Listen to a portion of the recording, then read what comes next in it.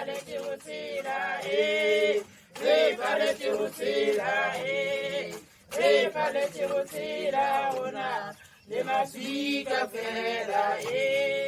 mom taught me to sell at a spaza shop. She ran a hair salon. I pretty much learned entrepreneurship from my mom's. Ngumntu ngabantu. That on your own, you can't really do it. You need the support of those around you. You will have a network of people, a network of communities, and a society that will make sure that you count.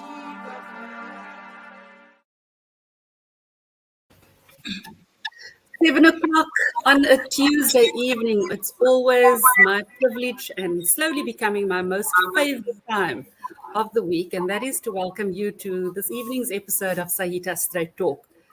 In the Saita Straight Talk series that is powered by the South African Informal Traders Alliance, we focus on issues that are pertinent to the informal sector. And tonight, as I often say, is no different. Tonight, we will be talking about education and training in the informal sector. Does it work? Does it work long term? And as usual, I have a panel of specialists that joins me on this talk. I'm going to start off with ladies first. Good evening, Yolanda, and welcome to Saita Straight Talk. Good evening, Louise, and thank you so much for inviting me. Wow, this is quite an honor for me.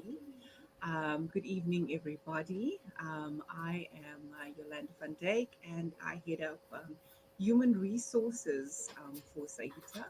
I have been in the recruitment and training industry for the past 22 years, and really enjoyed it. Within Saita, there's quite a bit of focus in terms of training and development, and that's what I'm going to be talking about tonight. Thank you. Thank you, Yolanda. Next, I want to introduce Sisa. Sisa, good evening, and thank you for joining us. Good evening, Louise. Thank you for having me here.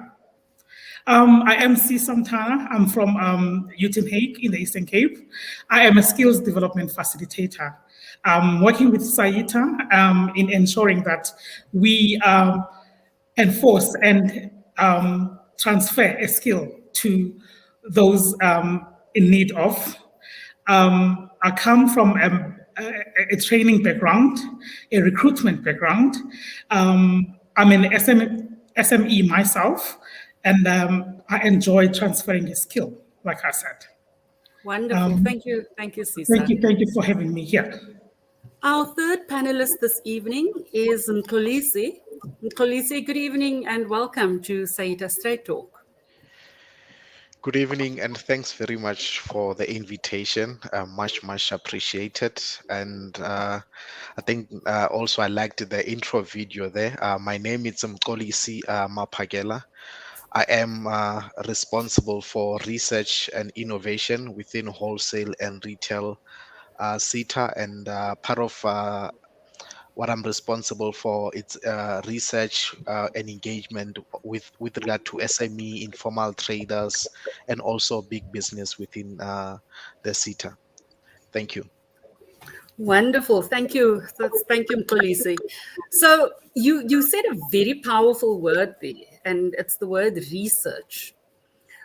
So tell us more. I know that you've engaged and you've done a whole set of research. Do you want to just tell us what are some of the findings that stand out that are specific to the informal and small and medium enterprises? Thank you very much. And just to also indicate that our research, we implement it on annual basis in line with the annual performance plan, and informed by what we call the research agenda. So the research agenda is basically a register of research topics which we aim to implement over a 5-year period. So with regard to some of the research outcomes recently in the last year and currently now, I'll just reflect in terms of some of the interesting findings relating to the labor market, informal traders, and also small businesses in general. Okay. So we've done, as part of the SSP engagements, we've done engagements around the labor market disruptions. As you recall that all businesses, big, small, large, have been disrupted. So we looked at priority skills interventions to implement to better respond to the labor market, and we looked at the priority areas in terms of the skills here. So at number one there we have ICT and digital literacy, food safety and hygiene for small and informal traders, very important also. And you cannot separate disruptions from issues relating to change management. Hence, change management is also reflected. Financial management of businesses, health and safety, leadership also came out there. And then we also looked at, because small and informal businesses are among the hardest hit if you look at COVID-19 disruptions, and also the recent economic disruptions in terms of the looting. Some of the type of support required in order to stimulate growth for small and informal traders are as follows: relaxation of stringent criteria for participation in skills development. We need more and more small and informal businesses to participate in skills development opportunities and initiatives. Number two, which is quick turnaround time of payments of SMEs. I think it cuts across, which is very important as part of ensuring sustainability and cash flow and operational effectiveness of these businesses. Access to market, which is very big, especially for those that have items, goods and services to provide to the sector and the economy, which is important to really to respond to issues of transformation, economic inclusive growth, economic growth, which is inclusive, and also at the long term, also creating new jobs, as we all know that generally the labor market is bleeding jobs. The other issue with regard to SME and informal traders to stimulate growth, it's training on ICT trends across the sector. And also the last one there, it's access to business advice, because some businesses are not able to grow not because they're not making profits, or they're not located at the perfect business district. They might need business advice to make sure that they're able to access the labor markets. I mean, the access to the big markets, and yeah, and so forth. So I will pause there and allow you to pose further comments. Or I'm not sure in terms of time if I can continue. No, please do continue. I already have a couple of things that I want to comment on, but I want to hear the entire story if you don't Okay, mind. okay. Okay, so I think also what informs how we engage with stakeholders, we also have what we call key informants interviews. With regard to key informants interviews, we allow businesses, employers to guide the agenda. For example, in the last engagements, we've had key informants interviews, and they advise us to focus on specific areas with regard to skills.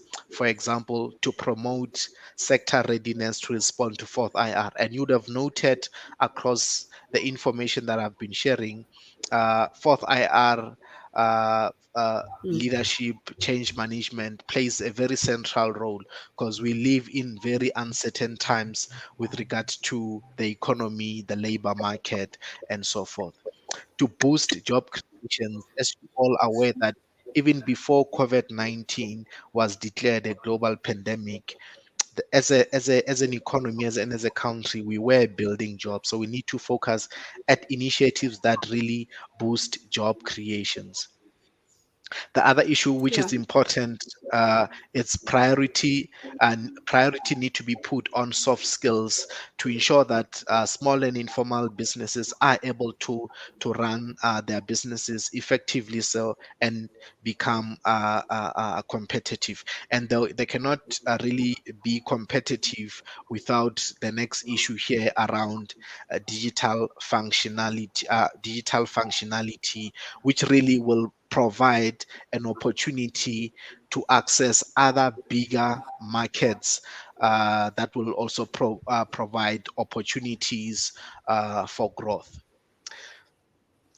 Okay, I just, with the last few points that I just want to indicate, I just want to touch on in terms of the other research outcomes with regard to new and emerging top-up skills needed to really ensure competitiveness and growth.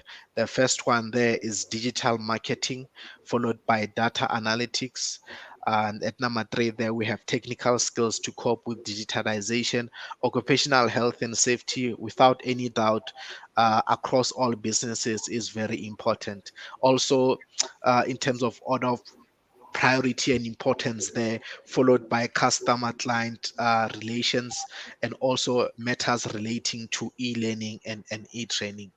So those are some of the new and emerging skills that as a sector, as a SETA, we have to respond to and are responding to in terms of ensuring that businesses are provided with the necessary skills. So what I want to also share is that we also have what we call provincial skills plan. So what provincial skills plan will do will further elevate provincial skills demand and supply issues to further contribute to the strategic objectives of the sector and of the organization. And it will further ensure that we map out opportunities for partnerships, collaboration, and overall improve implementation. I will be in contact with colleagues sometime by end of this month to share a draft provincial skills plan, which will engage across all the 9 provinces to ensure that each provincial skills forum does have a voice. Small informal businesses and big business does have a voice in terms of how we should approach skills planning from a provincial context, dynamics, and outlook. I just want to close by just sharing our strategic priority skills actions, and the priority skills actions are reflected in the sector skills plan, and we use the sector skills plan to draft our strategic plan and also annual performance plan, which we use to allocate resources. I will reflect all those that are relevant for this discussion. We have SME and informal traders and corporate development as priority. We have youth unemployment, which is very important and a matter of national importance and emergency. We have also training and employment of people living with disability, stakeholder engagements, sessions such as this, and also the last one being sector transformation. I will leave it at there, and thank you very much. Thank you, Mxolisi. You know, while you're talking, I cannot help but feel very positive about a lot of things that you've said.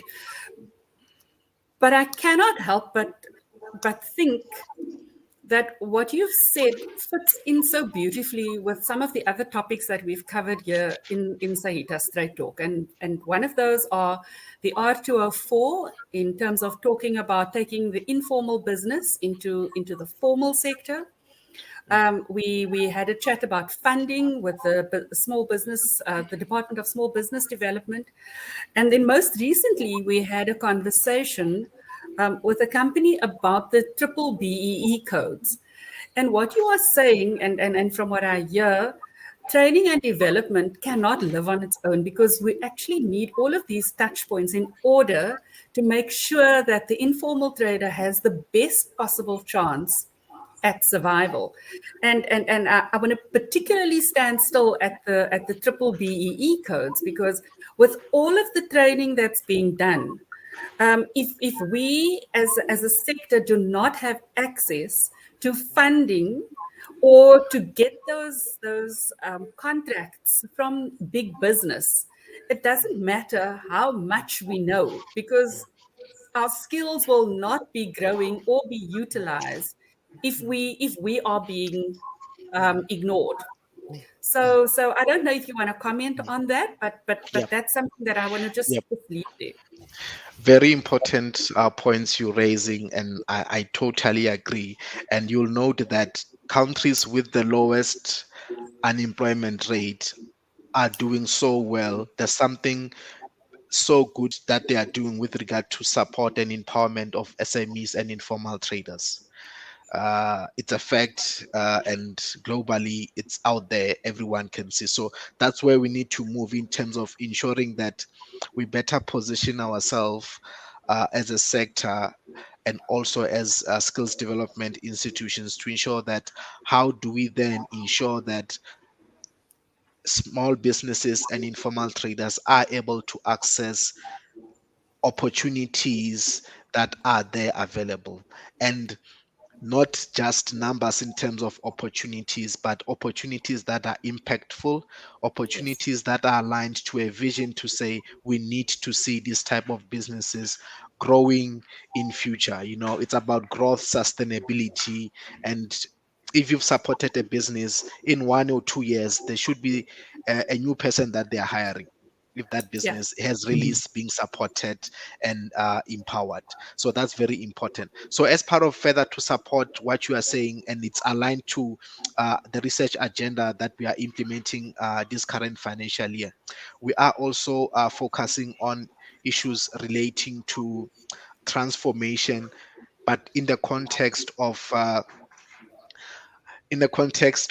SMEs and informal traders, because it's important that whatever interventions and whatever programs that we are implementing impact, sustainability, return on investment, job creation. Those are the key words. So what this research transformation study on SME, micro enterprises and informal traders will do, it will create an opportunity for us as a sector and as a SITA to move towards developing what we call SME strategy that will use to guide us as a Bible. How do we then respond to issues relating to informal traders? How do we then respond to issues of SMEs, big business? Because we can't just treat everyone the same. They have all different challenges. But at the end of the day, we need to have sustainability, impact,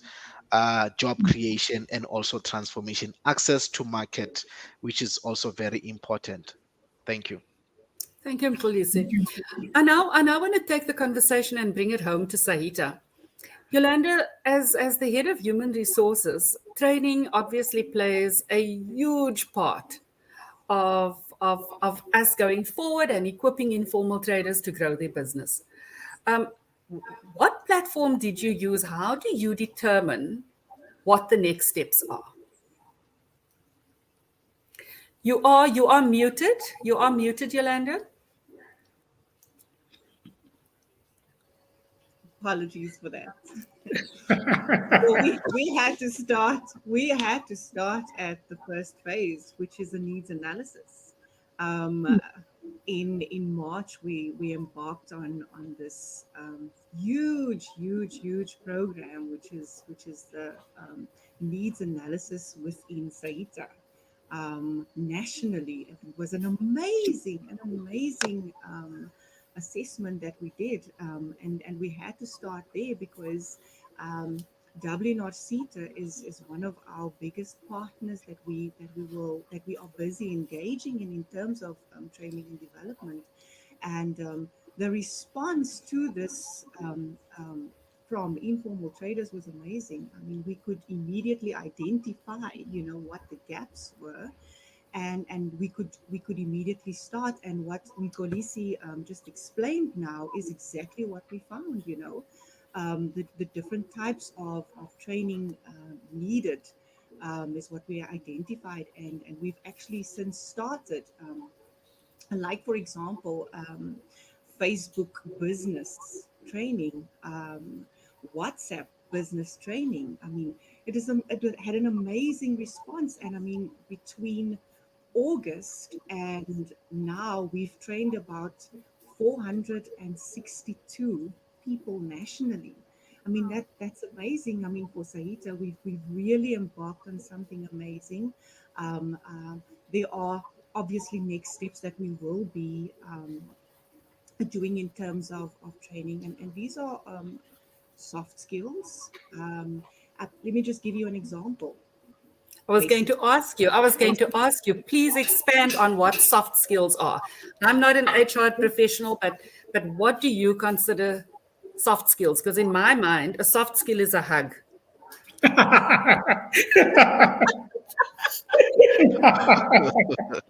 Well, I can give you plenty of that, yes.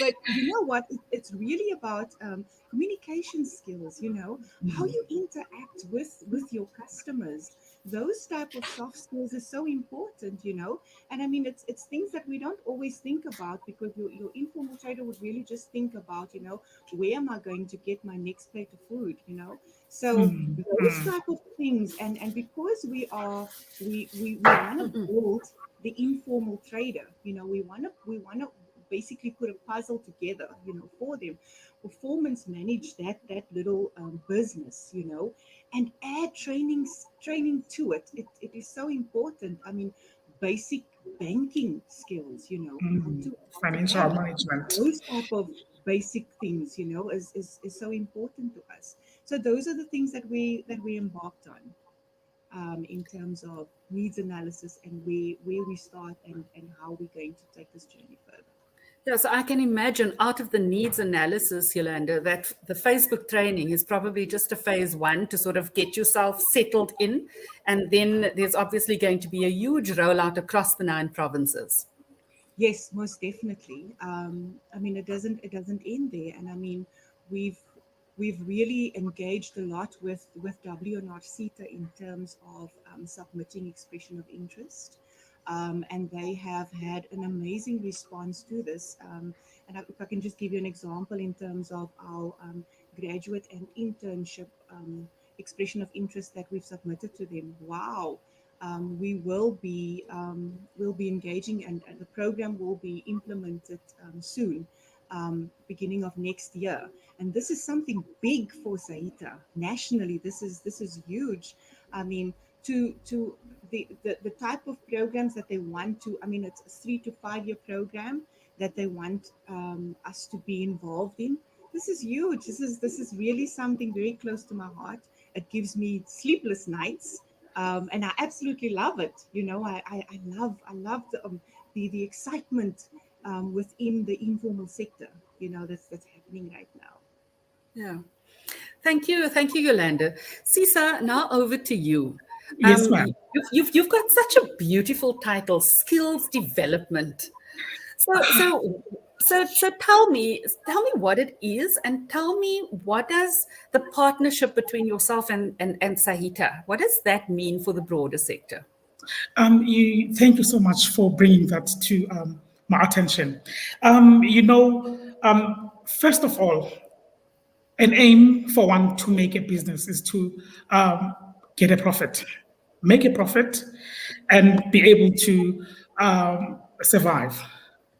So the aim here is to enforce that business practices are followed, business practices are engraved into our minds, into our mindsets, so as to be able to reach that goal, so as to be able to make that profit, so as to be able to hire a next person who's unemployed, so as to be able to get funding, you know, and in an entrepreneur, funding is the keyword, money is the keyword, getting that rand extra is the keyword. Now, when it comes to skills development, we prepare and ensure that all the protocols are followed, all the rules are followed. We instill responsibility towards the informal trader. We instill being active, the activity, being able to go out and reach the goal. We instill being a leader, so as to be able to set your foot down.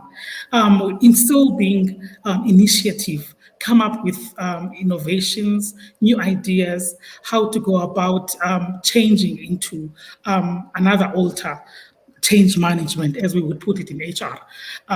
It's all about skills development is all about that. It's So, instilling that so can ability. you give, yeah, can you give me a practical example of how a trader would start off a business, or you would identify a trader, how you would go about deciding what their needs analysis is, and then what kind of training would they be put through, and what has been a success story? Because I mean, obviously, training is one of those areas where you give, but the trader needs to give back in order for it Yes. to be sustainable. So just take me through those processes. Okay, firstly, as an SDF, you need to conduct a need analysis. That is also a skills audit. A skills audit identifies what we need. It gives us an outlet to see this certain group needs a training on financial management. This certain group needs training on communication skills. This certain group needs training on how to deal with people in general.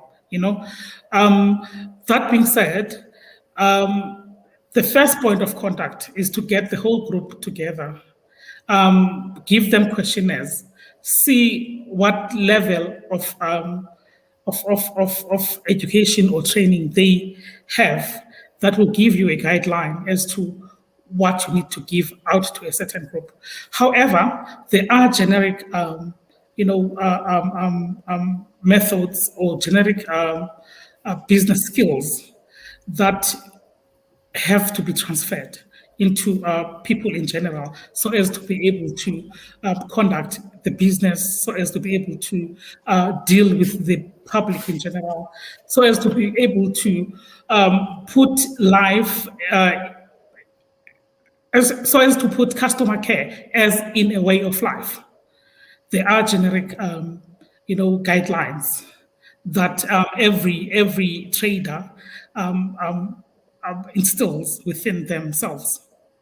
I don't know if I've covered enough of what you were saying. There, I also do what Yolanda's just done. I speak when my mic is muted. Khaleesi, if you are able to respond to this question. So I know the WNR Saita, their specialist game is training, and making sure that skills development and things happen. And you've done all the research and you know what the needs are. But is there any research that goes back and says, was the training sustainable? Did the person that we invested the training in over 2 or so years, are they using what we've taught them, and have they gone and upskilled themselves from there? Does your research show that? Thank you very much for the question. Yes, it does show that. So within the research agenda, we have a section that deals with impact tracer and evaluation studies there. The objective being that it's important that there be a return on investment in terms of all the interventions that we are implementing. And on annual basis, we do conduct through our APP, we do conduct impact studies. I'll give just 2 examples. We have done, which the report is final and we can make it public. And a tracer study looking at the beneficiaries of learnerships in the last 5 years, where they are within the labor market. Is the internship program responsive to the labor market? What do we need to do? How do we ensure that they are, if the objective was to make sure that they are employable, are they employable? Is there any articulation taking place within the labor market? Issues like that. We've also done the same, which is at the draft stage, on internships in this regard, looking at the objectives to say where they are within the labor market.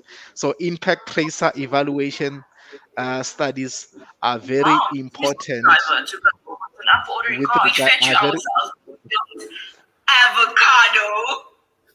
okay, are very important to the Saita and us as a skills development authority.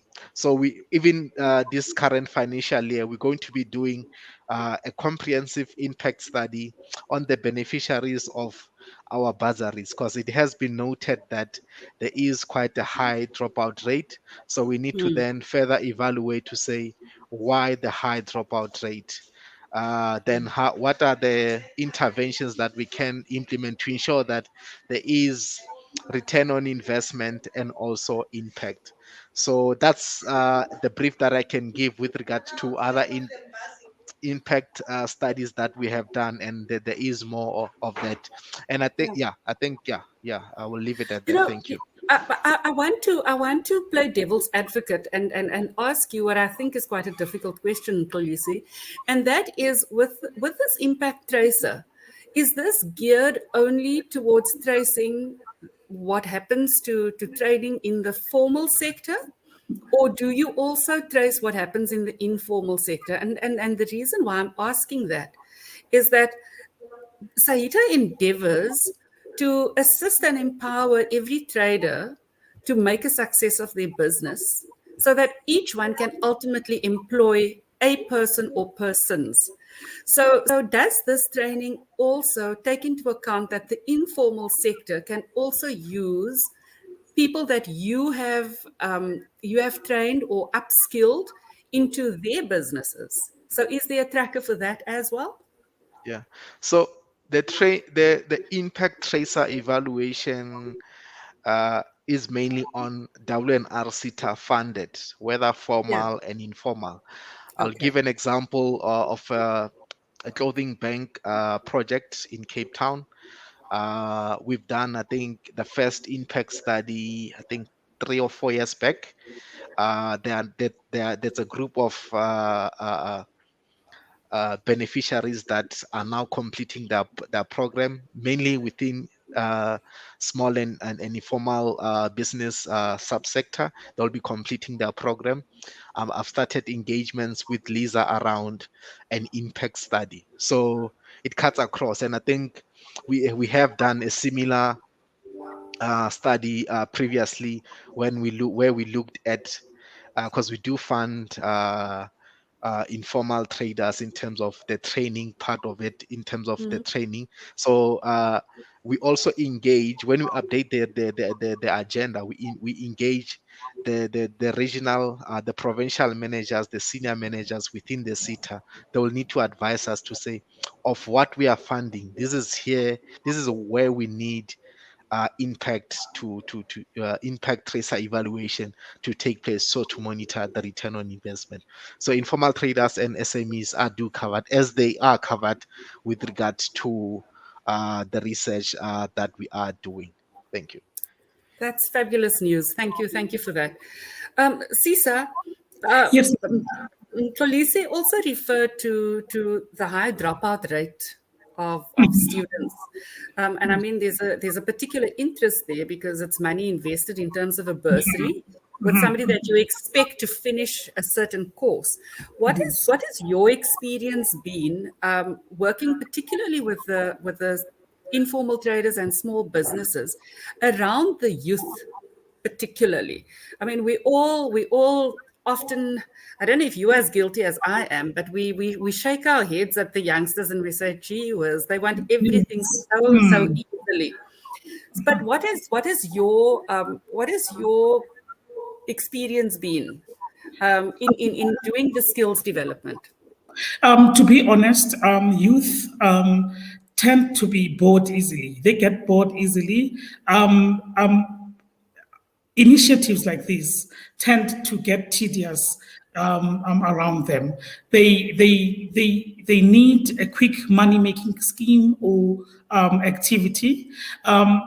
Hence, what we do, we would try to make the programs as exciting as possible by giving them, lucrative endeavors, like awarding them for getting into the program, trying to make it as exciting as possible. Because let's face it, one needs to get employment. One needs to get a source of income and all. Hence, they get easily bored.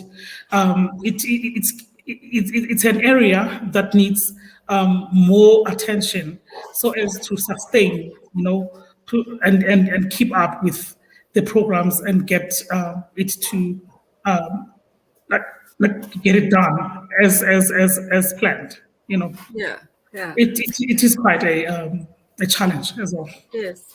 Yolanda, just as a from a Saita perspective, obviously also I would like you to touch on particularly our youth, and particularly our women.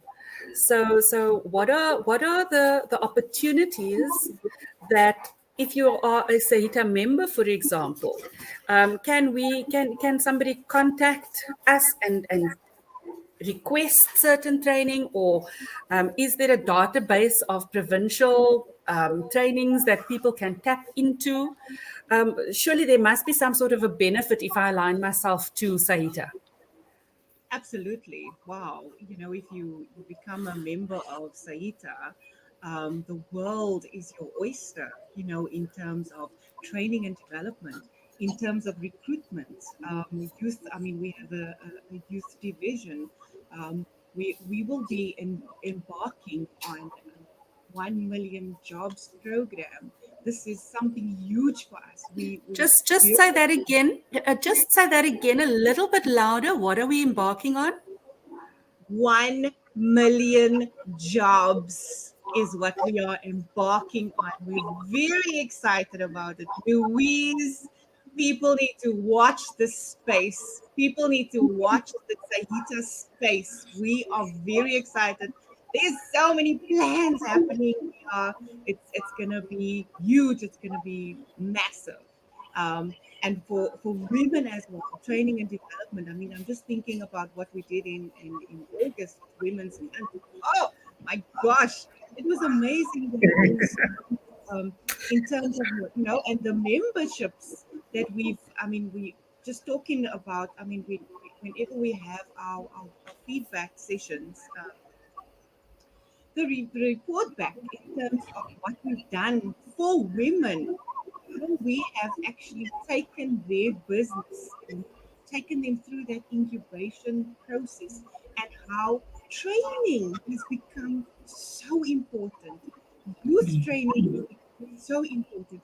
We are busy building a database that's going to be massive. So everybody needs to really just watch the space. I'm very excited about it. And wow, we really need to have another talk about what we're going to be busy with next. Listen, you've piqued my interest with 1 million jobs, and I'm going to hold you to that. We're going to have another session.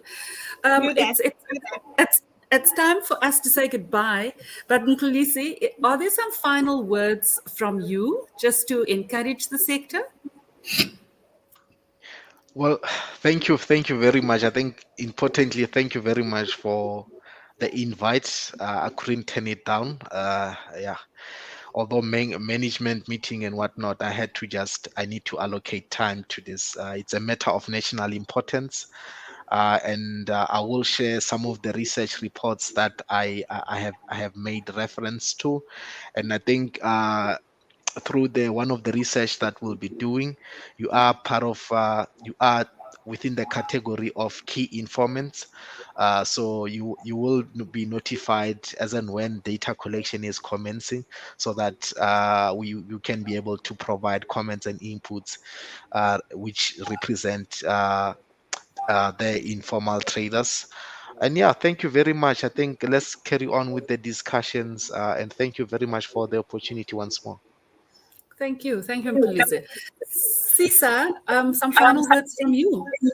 I would like to encourage everyone involved to keep up the good work, to keep abreast, and remember the keywords. It's being responsible, active. We are leaders, very initiative, and let's get it done. Let's do it together. Together we can do it. And remember, nothing about us without us. That's right. Yolanda, some final words from you. I don't know how you're going to top the 1 million jobs story, but the final word is yours. You know what? I think that I must just repeat myself. 1 million jobs nationally. We are going to embark on this program. It's going to be exciting. People really need to become a member of Saita. People, this is going to be very exciting. We're going to be training for impact. We're going to be doing, in fact, we are already busy with incubation of traders, of informal traders. It's going to be very exciting. That's motivation right there. Yeah, thank you, Yolanda. And in the spirit of education and training, I have learned such a lot from our discussion here this evening. Please remember to like this video and share it in your networks as far and wide as possible. Yolanda's just dropped that little news clip. So if you're wanting to get involved in the informal trading sector, the Saita membership number is on the bottom of the screen. Make sure that you make contact and be part of the change. We can change the economy in South Africa. From me, Louise, thank you for tuning in tonight, and I'll see you on Thursday. Bye-bye. Cheers.